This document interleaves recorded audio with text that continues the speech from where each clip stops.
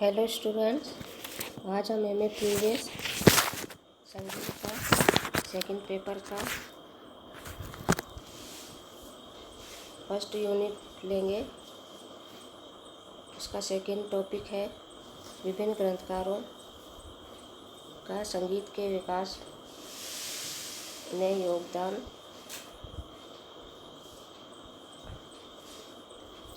पिछले वीडियो में हमने मदन और भरत की चर्चा की थी। आज हम नारद के बारे में चर्चा करेंगे।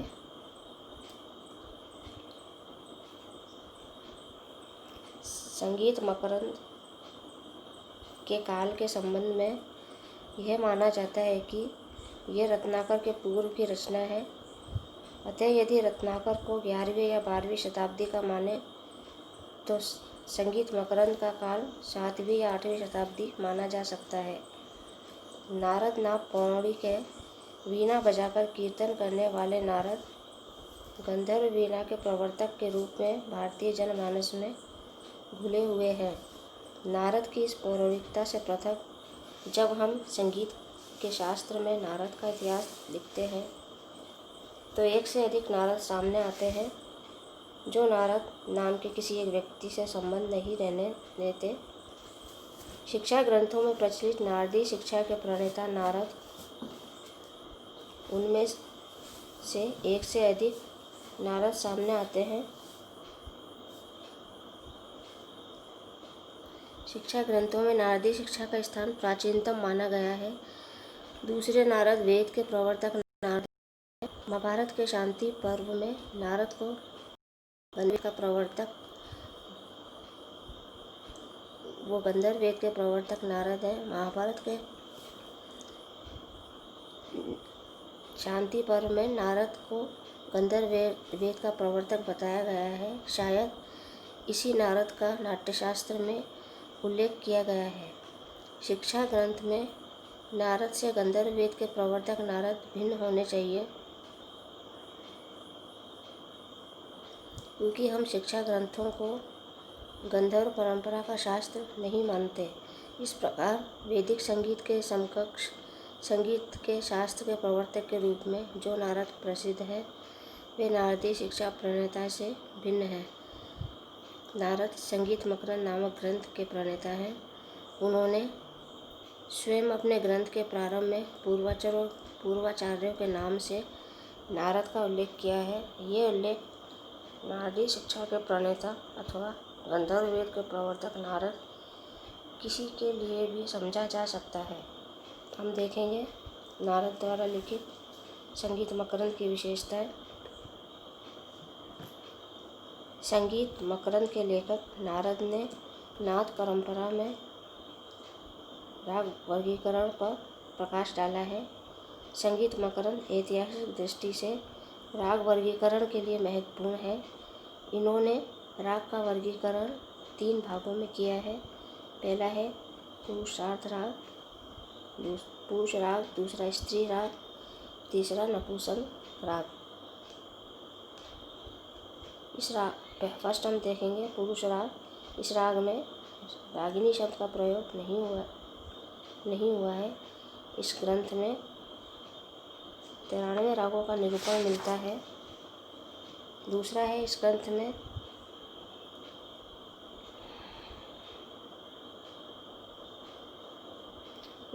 में दूसरा वर्गीकरण स्वर लेने की प्रक्रिया पर आधारित है, जैसे कंपित ऐसी रागें जिनमें कंपित रागों का प्रयोग होता है।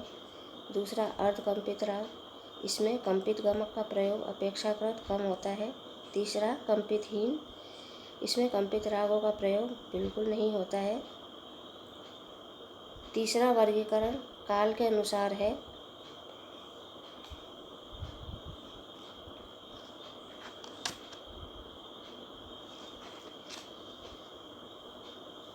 पहला है सूर्यांश के समय गाई जाने वाली राग, जैसे गंधार राग, सिंधवी व गुजरी।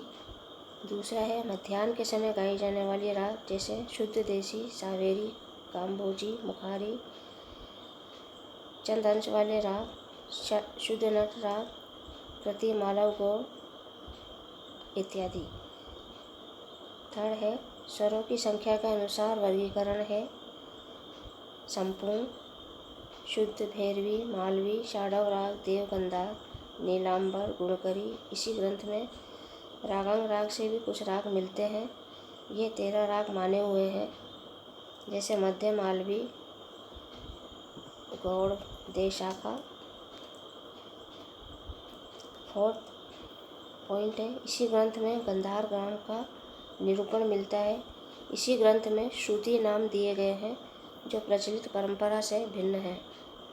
नेक्स्ट पॉइंट है भरत के बताए हुए 33 अलंकारों के स्थानों पर 19 अलंकारों का ही इस अध्याय में निरूपण मिलता है। नेक्स्ट है इस अध्याय में नाद के 5 भेदों का निरूपण किया है। पहला है नर्वस, दूसरा वायुस, तीसरा चर्मज, चौथा लोहज, पांचवा क्षतिराज।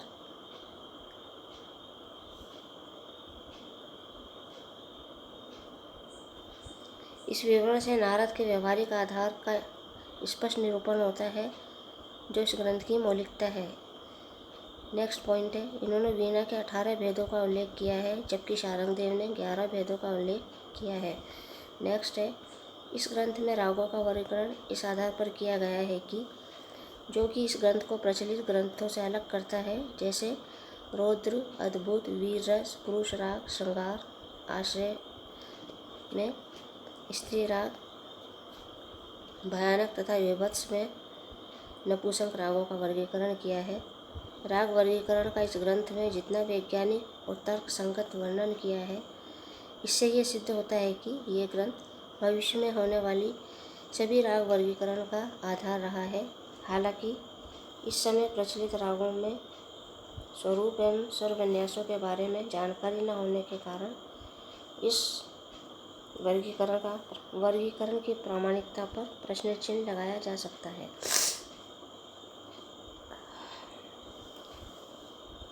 नेक्स्ट हमारे ग्रंथकार हैं पंडित शारंगदेव।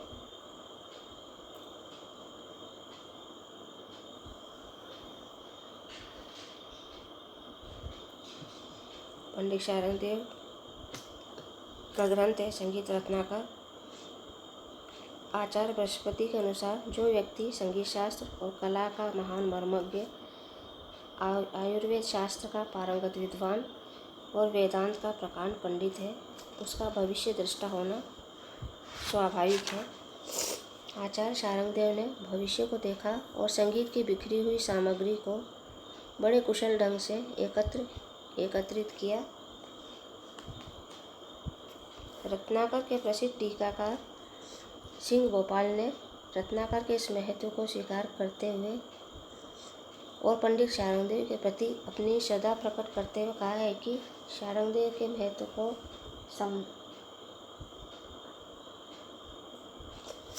समझने वाले इस युग में वे स्वयं ही हैं। रत्नाकर के दूसरे टीकाकार कल्लीनाथ ने भी रत्नाकर की दुर्बोधता एवं गंभीरता को स्वीकार करते हुए अपने युग में स्वयं को ही रत्नाकर का मर्मज्ञ बताया है। शारंगदेव का संगीत सर्वांगीण और विस्तृत विषय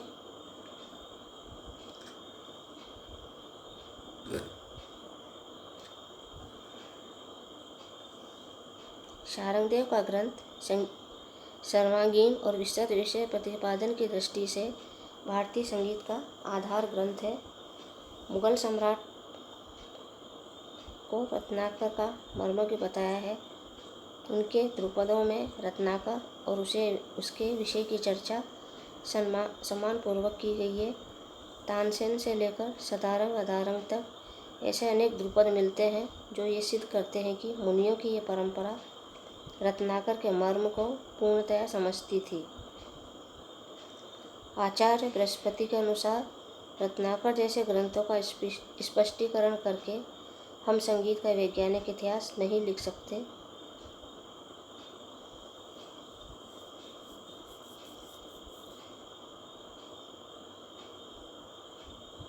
रत्नाकर के काल निर्णय में कोई कठिनाई नहीं होती, क्योंकि ग्रंथ के रचना में ग्रंथकार ने अपना परिचय निम्न रूप में दिया है। मेरा वंश कश्मीर है, इसके मूल पुरुष हैं वंशगण। इसी गण के भास्कर नामक एक पुरुष दक्षिण भारत चले गए। उनका पुत्र है श्री शोडल, जिनका कि मैं पुत्र हूँ। श्री शोडल के आश्रयदाता राजा सिंहल हैं। भारत के पूर्व वैदिक परंपरा चल रही थी, अतः इन्होंने सर्वप्रथम लौकिक परंपरा का स्पष्टीकरण किया। शारंगदेव के समय परिस्थितियाँ कुछ भिन्न हो गई थी। ईरानी संगीत का प्रभाव पड़ना प्रारंभ हो गया था। दो संस्कृतियों के मिलाप से कुछ परिवर्तन अवश्य आए, परंतु शारंगदेव का मुख्य उद्देश्य यही रहा कि भारतीय संगीत का शुद्ध रूप बनाए रखें। भरत संगीत के आदि आचार्य माने जाते हैं, अतः उनके सम्मुख किसी मत को खंडित व प्रतिपादित करना संभव नहीं है। संवाद तत्व का आधार लेकर उन्होंने संगीत को अनुपम देन प्रदान की है। पंडित शारंगदेव के समय में कुछ मतभेद प्राप्त हुए हैं, परंतु उन्होंने भरत मत को प्रतिपादित करने के लिए अन्य मत का खंडन किया। किंतु भरत का क्रम कुछ भिन्न अवश्य हो गया है, लेकिन उद्देश्य वही था जो नाट्यशास्त्र में परिलक्षित होता है। भरत ने स्थूल से सूक्ष्म पर दृष्टिपात किया, जैसे संवाद, स्वर, श्रुति, परंतु शारंगदेव ने सूक्ष्म से स्थूल पर जाना चाहा, जैसे पहले श्रुति, फिर स्वर, फिर संवाद। भरत व शारंगदेव के समय में श्रुति की संख्या के बारे में कुछ मतभेद उत्पन्न हो गए थे। हनुमंत मत में 18 श्रुति हैं। ईरानी मत में 44 श्रुतियाँ पाई जाती हैं। अतः शारंगदेव का पहला कार्य भरत द्वारा निर्धारित श्रुति स्वर व्यवस्था को मान्यता देना था। शारंगदेव ने इन्हीं 22 श्रुतियों से अपना कार्य प्रारंभ किया। भरत की 22 श्रुतियाँ सारणा प्रक्रिया का परिणाम थी, अतः शारंगदेव को इन्हें सिद्ध न करके मानकर चलना था। शारंगदेव ने जो सारणा प्रक्रिया बताई है वे भरत की सारणा प्रक्रिया से भिन्न है। हम देखेंगे शारंगदेव की सारणा प्रक्रिया। सामान्य नाद की 1 से 2 वीणाएँ लें, जिनमें प्रत्येक पर 22 तार लगे हों। इन 22 तारों में से पहला तार मंद्रतम ध्वनि में मिलाया जाए और उसके बाद दूसरा तार उससे कुछ ऊंची ध्वनि में मिलाया जाए। इसी प्रकार कुछ ऊंची ध्वनियों में सभी तार मिला लिए जाएं। क्रमशः ऊंची ध्वनियाँ इस प्रकार रखी जाएं कि एक तार व दूसरे तार के नाद में निरंतरता रहे, अर्थात दोनों नादों के बीच अन्य कोई नाद सुनाई न दे। अब इन वीणा पर स्वरों की स्थापना इस प्रकार करनी चाहिए। चतुश्रुतिक सा चौथे तार पर, त्रिश्रुतिक रे 7वें तार पर, द्विश्रुतिक गंधार 9वें तार पर, चतुश्रुतिक मध्यम 13वें तार पर, चतुश्रुतिक पंचम 17वें तार पर, त्रिश्रुतिक धैवत 20वें तार पर और द्विश्रुतिक निषाद को 22वें तार पर स्थापित करें। इन दोनों वीणाओं में एक को चल वीणा और दूसरी को अचल वीणा कहेंगे। चल वीणा वह है जिस पर सारणा प्रक्रिया की जाएगी। पहली सारणा में सभी स्वरों को अपने रूपांतरण तंत्री तथा अपने अपने तारों के पूर्व के तारों पर ले आना चाहिए। इस प्रकार चल वीणा के स्वर अचल वीणा के स्वरों की अपेक्षा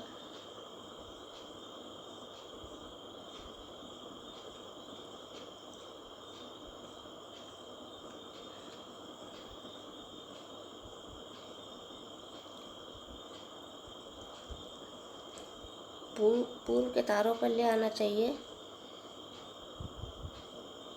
पहली सारणा में सभी स्वरों को अपने रूपांतरण तंत्री तथा अपने अपने तारों के पूर्व के तारों पर ले आना चाहिए। पूर्व स्वरों को ले आने से यही तात्पर्य लिया जा सकता है कि रूपांतरण तंत्री पर स्वरों की स्थिति मानी जाए। आने या ले जाने के कथन से यहाँ तारों को उतारने की कोई क्रिया अभिप्रेरित नहीं है, क्योंकि सभी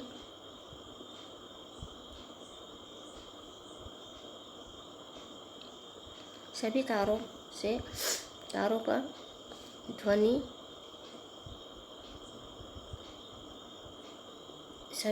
पर ध्वनि पहले से ही मिली हुई है।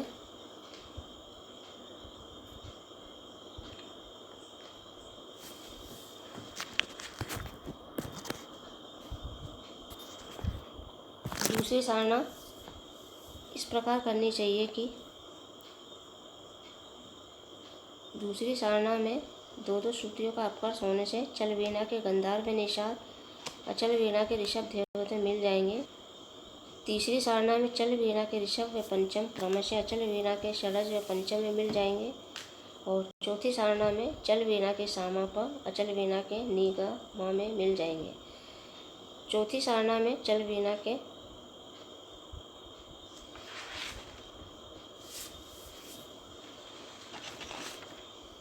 सामा पर, अचल वीणा के निगम में मिल जाएंगे। इस प्रकार सारना द्वारा 22 श्रुतियों की सिद्धि ज्ञात हुई है। इसके आगे की सारना नहीं करनी चाहिए, क्योंकि इससे रंजकता का नाश होगा। 2, 3, 4 सारना में चल वीणा के जिन स्वरों का अचल वीणा के स्वरों में प्रवेश बताया गया है, वे सभी स्वर अंदाज से मिले हुए तारों पर कल्पित हैं। वे संवाद सिद्ध नहीं है, क्योंकि तीसरी सारना में ही सा प्रथम तार तक पहुंच जाता है। चौथी सारना में सा के लिए कोई रूपांतरण तार नहीं है। चौथी सारना में सा का नी में प्रवेश अपेक्षित है, लेकिन सा से पूर्व नी का तार नहीं है। अचल वीणा का 22वां तार निषाद का स्थान पाए हुए है, किंतु उसमें सा का प्रवेश असंभव है, क्योंकि चौथी सारना में तो मंद्रनी अपेक्षित है और उसके लिए श्रुति वीणा में कोई स्थान नहीं है। शारंगदेव की सारना प्रक्रिया में इस अपूर्णता की ओर विद्वानों का ध्यान गया है।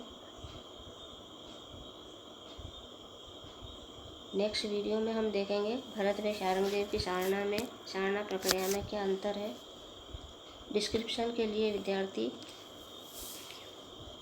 PDF के लिए विद्यार्थी डिस्क्रिप्शन पर लिंक करें और PDF अपलोड करें।